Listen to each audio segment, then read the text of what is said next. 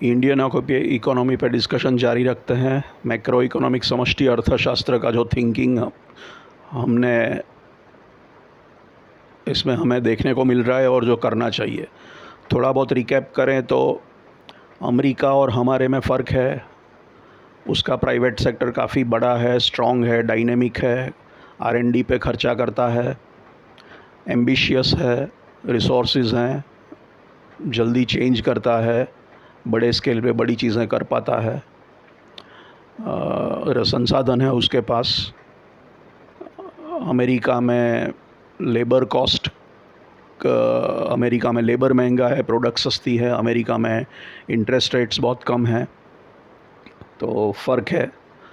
और पहले मैं भी ये मानता था कि कैपिटलिज़म, फ्री मार्केट कैपिटलिज़म, बाज़ारवाद और निजीकरण, खानगीकरण, प्राइवेटाइजेशन, प्राइवेट सेक्टर पे ज़ोर देना, बाज़ारों पे ज़ोर देना, पूंजीवाद यही है। आइन रैंड करके लेखिका की किताबें मैंने पढ़ी थी, जिससे मैं भी इन्फ्लुएंस हुआ था। दुनिया में उसका इन्फ्लुएंस है। सोवियत यूनियन का फेलियर हुआ और वेस्टर्न कैपिटलिज़म की जैसे विजय हुई, हमारे यहाँ भी 90s में 1990 के दौरान हमने थोड़े फल देखे। तो ये सब थिंकिंग आया कि भाई सोशलिज़म कैपिटल की जगह पे कैपिटलिज़म, कम्युनिज़म की जगह पे कैपिटलिज़म ज़्यादा यूज़फुल है। लेकिन उसके बाद के जो अनुभव और वो देखा, उसके बाद अभी फिर लग रहा है कि उसकी एक सीमा है, अभी फिर रीथिंक करने की इस पे ज़रूरत है। तो हमारे यहाँ जो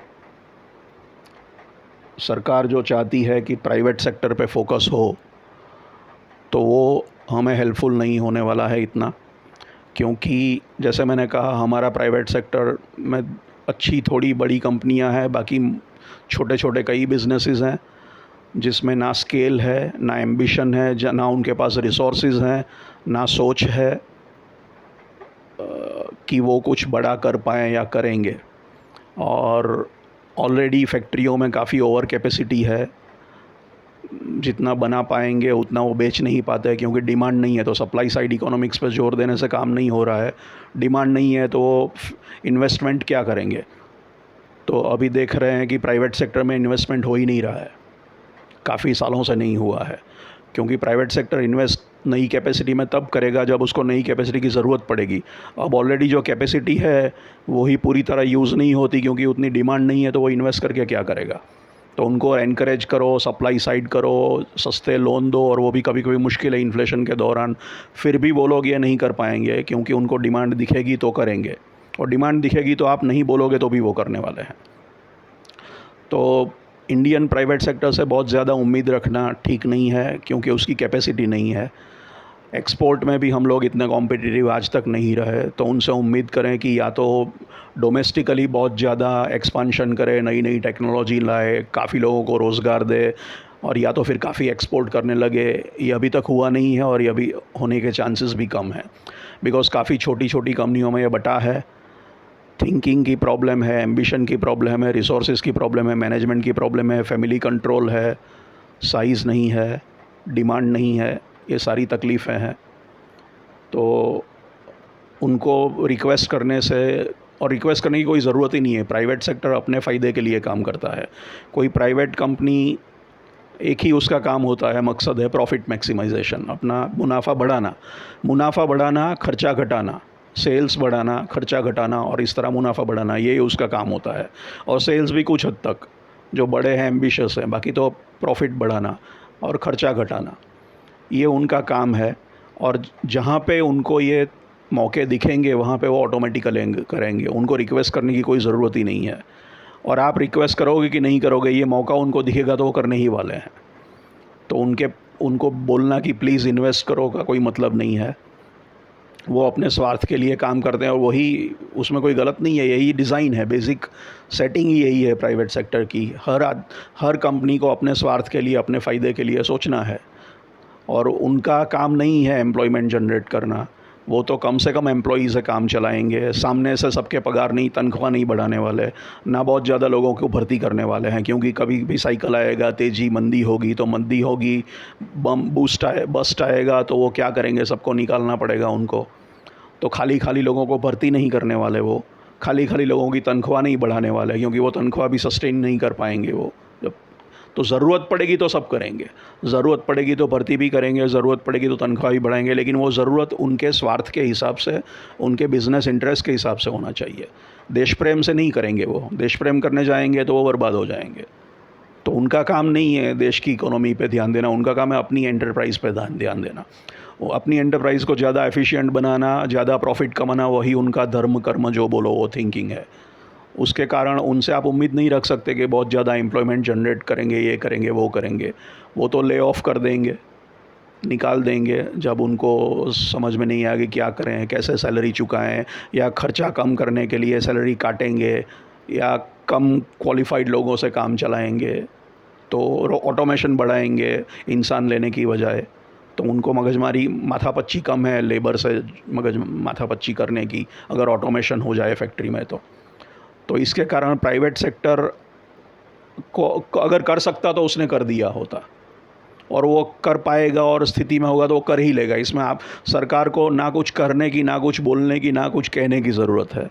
जब प्राइवेट सेक्टर को लगेगा कि कैपेसिटी बढ़ानी चाहिए, एम्प्लॉयमेंट बढ़ाना चाहिए, तब वो ऑटोमेटिकली करेगा, क्योंकि वो अपने फ़ायदे के लिए कर रहा है।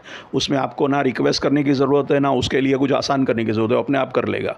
और एक बार इस चक्कर में आप पड़ोगे कि भाई प्लीज़ करो, हम क्या चाहिए आपको, तो उनकी डिमांडें ख़त्म ही नहीं होंगी। टैक्स बंद कर दो, ये कानून हटा दो, वो कानून हटा दो, ज़मीन मुफ्त के भाव दे दो, फ्री में दे दो, कभी डिमांडें ख़त्म नहीं होगी, आप देखना।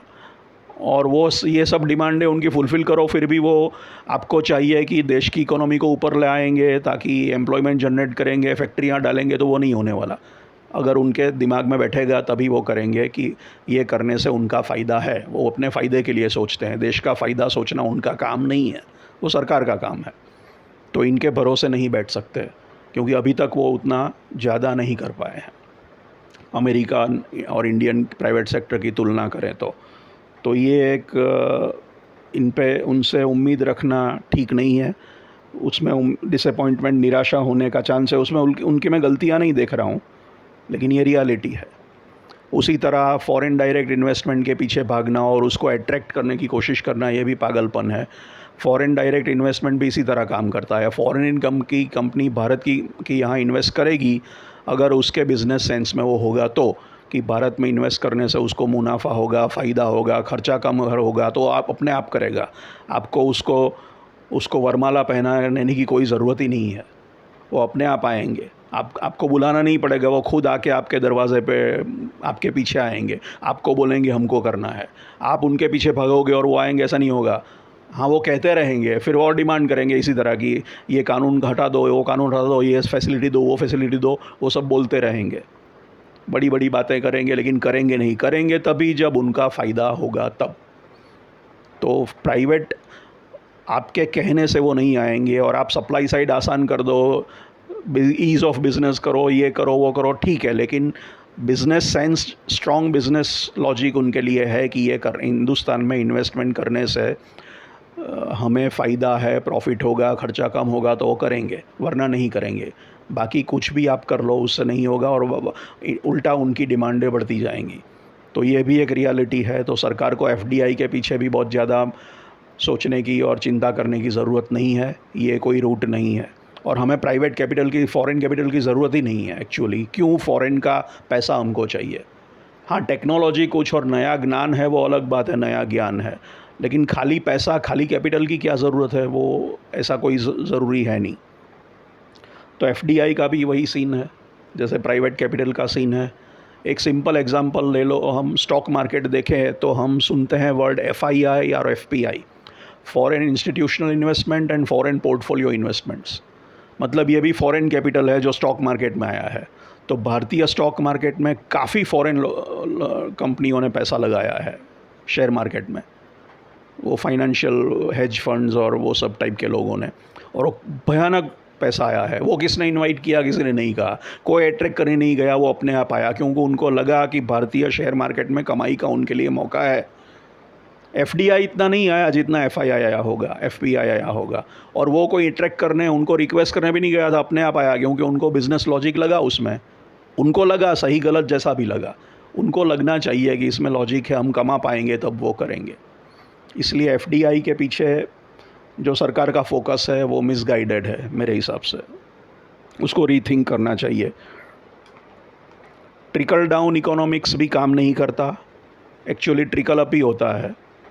गरीब आदमी के पास पैसा आता है तो पहले वो खर्चा करता है, क्योंकि उसको ज़रूरत है, कपड़े ख़रीदने हैं, खाना चाहिए, वो चाहिए, ये चाहिए, और वो सारा पैसा उसके हाथ में पैसा है, वो बाज़ार में ही जाएगा, दुकानदार के पास जाएगा, फैक्ट्री के पास जाएगा, बिजनेसमैन के पास जाएगा। तो उसका पैसा तो ऊपर जाएगा, नीचे से ऊपर, ऊपर से नीचे नहीं आने वाला।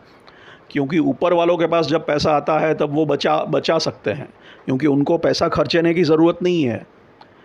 बेसिकली अगर आप देखो तो जितना आपकी आमदनी बढ़ती है, उतना आपका बेसिक नीड पे जो खर्चा होता है उसका परसेंटेज कम होता जाता है, क्योंकि आपकी आदतें तो वही है, आप सालों से जो खाना खाते हो वही खाते हो, थोड़ा बहुत इम्प्रूवमेंट करोगे, लेकिन रोटी की जगह सोना नहीं खा सकते, तो थोड़ा बहुत फ़र्क पड़ेगा। बट फाइनली जितना पैसा आप कमाओगे उतना आपके पास बचाने की कैपेबिलिटी होगी, आपका रेगुलर खर्चा तो वही रहेगा, और रेगुलर खर्चा आपकी आमदनी का एज अ परसेंटेज वाइज कम होता जाएगा जब आमदनी बढ़ती जाएगी। तो आपके पास फिर बचत के मौके होंगे, स्पेक्यूलेशन करो, शेयर मार्केट, गोल्ड, प्रॉपर्टी, ये सब टाइप का। तो ये पैसा फिर उसी सर्कल में घूमने वाला है, वो गरीबों के पास नहीं जाने वाला है, तो नीचे नहीं जाने वाला है, या एक शेयर मार्केट वाले के पास से दूसरे के हाथ में जाएगा, प्रॉपर्टी में, लैंड में, इधर उधर घूमेगा। तो पैसा भी अपनी अपनी सर्किट में, अपने अपने रास्ते में घूमता है, सारी इकोनॉमी में नहीं घूमता, वो लिमिटेड सर्कल में ही कहीं कहीं घूमता है। उसकी घूमने की स्पीड और क्वांटिटी भी अलग अलग है। तो ऊपर पैसा आएगा तो नीचे अपने आप ट्रिकल डाउन हो, ऐसा नहीं होगा। एक्चुअली नीचे वाले के पैसा आएगा तो अमीरों को मिलेगा, क्योंकि अमीरों के पास है, दुकानें हैं, फैक्ट्रियां हैं जो गरीबों की ज़रूरत फुलफ़िल कर पाए। तो ट्रिकल अप होता है, ट्रिकल डाउन नहीं होता है। तो वो भी एक सिली थियरी है हमारे जैसे देशों में। मैन्युफैक्चरिंग पे जो ज़्यादा फोकस है वो भी सही नहीं है, क्योंकि ऑलरेडी दुनिया में ओवर कैपेसिटी मोस्टली कई जगह पे है। फैक्ट्रियाँ अपनी कैपेसिटी से कम माल बनाती है और बेचती है, क्योंकि इतनी डिमांड नहीं है। दुनिया में बहुत सारी चीज़ें बन रही है और बहुत सारी प्रोडक्ट, दुकानों से माल से दुकान भरा पड़ा है, दुकानें भरी पड़ी है, फैक्ट्रियाँ भी बहुत है, कैपेसिटी भी बहुत है, तो ज़्यादा प्रोडक्ट्स की ज़रूरत नहीं है। तो और ओवर कैपेसिटी है, तो फिर वो मैन्युफैक्चरिंग पे ज़ोर क्यों दें। दूसरा, मैन्युफैक्चरिंग एक्टिविटी ऐसी है जिसकी पर्यावरण पे नेगेटिव असर होती है, क्योंकि पॉल्यूशन बढ़ता है, तो भी लॉन्ग टर्म में फ़ायदेमंद नहीं है, जबकि सर्विसेज में ये प्रॉब्लम नहीं है। फिर मैन्युफैक्चरिंग में लेबर इंटेंसिव मैन्युफैक्चरिंग कम होती जा रही है, क्योंकि लोग हमेशा ऑटोमेशन प्रेफर करते हैं, ताकि उनको लेबर को रिप्लेस करके रोबोट से, मशीन से काम चला सके। किसी को माथापच्ची लेबर की चाहिए नहीं, खर्चा बचेगा, ये बचेगा, ओवरऑल प्रोडक्टिविटी सब इंप्रूव होगा, प्रॉफिटेबिलिटी लॉन्ग टर्म में। तो मैन्युफैक्चरिंग में धीरे धीरे ऑटोमेशन बढ़ रहा है, तो मैन्युफैक्चरिंग पे ज़ोर देने से भी अल्टीमेटली एम्प्लॉयमेंट जनरेशन नहीं होने वाली। तो ये मैन्युफैक्चरिंग के इश्यूज़ हैं।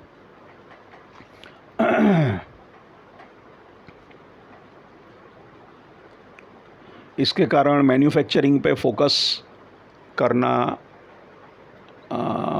सही नहीं है, कुछ और सोचना पड़ेगा। उसी तरह जैसे एफडीआई और प्राइवेट इन्वेस्टमेंट, उसी तरह एंटरप्रेन्योरशिप और स्टार्टअप कल्चर की बात करते हैं।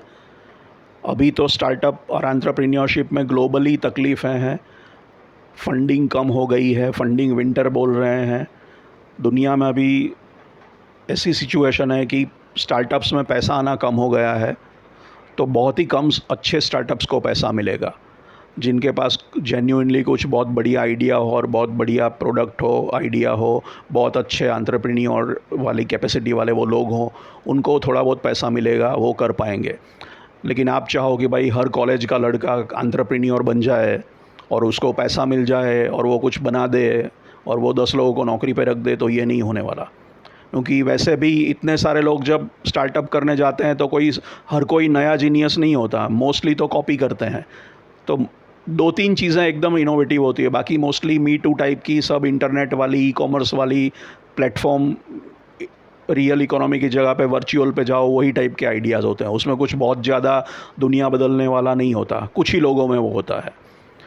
तो आप अगर बड़े स्केल पे चाहोगे कि नए कॉलेज किड्स जो कम एक्सपीरियंस, ज़ीरो एक्सपीरियंस वाले हैं, उन सबको पैसा मिले, वो सब अच्छे अच्छे बड़े बड़े स्टार्टअप चालू करे और बहुत सारा रोज़गार पैदा करे, तो ये पाइप ड्रीम है, ये नहीं होने वाला।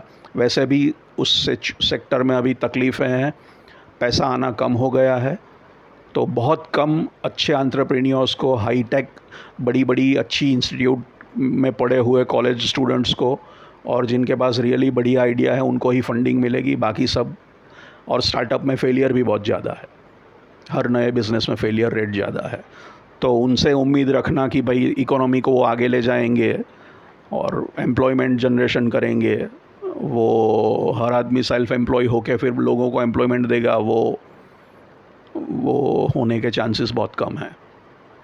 तो ये जो फोकस इन सब चीज़ों पे है, प्राइवेट सेक्टर पे फोकस करना या एफडीआई पे फोकस करना या ट्रिकल डाउन में बिलीव करना या सप्लाई साइड इकोनॉमिक्स पे जाना या मैन्युफैक्चरिंग पे बहुत ज़ोर देना, ये सारी चीज़ें अभी तक जितना काम करने वाली थी वो कर चुकी, अभी ज़्यादा नहीं करने वाली है।